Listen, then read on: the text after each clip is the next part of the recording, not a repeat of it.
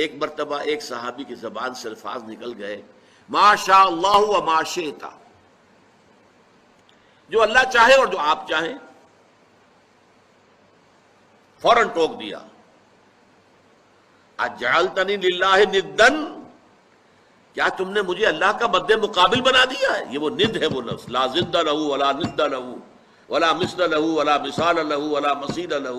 آپ جمعوں کے خطبوں میں یہ سنتے ہوں گے تکرار کے ساتھ الفاظ ضد، مد مقابل. ضد وہ ہے مد مقابل جو سامنے آ کر چیلنج کر سکے آپ کو، وہ ضد ہے، ند.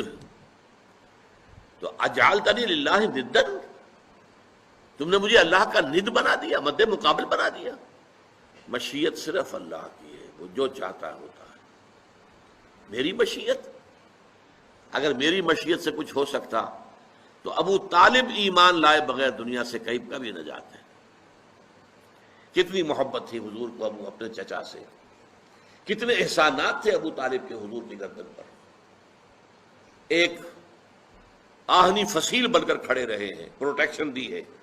اور پورا بنو ہاشم کا خاندان ہے کہ سردار تھے بنی ہاشم کے، تو بنو ہاشم ان کے حکم سے ادھر ادھر ہو سکتے ہی نہیں تھے. قبائلی نظام بڑا مضبوط تھا، اور وہ حضور کا پشت پناہ بنا رہا آخر وقت.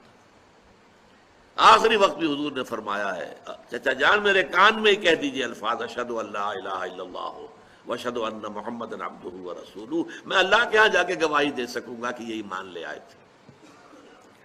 لیکن یہ کہ اس وقت وہ عربوں کا جو ایک خاص ہوتا ہے، ایک اب کیا اسے کہیں، اپنا ایک غرور کہہ لیجئے، زوم کہہ لیجئے.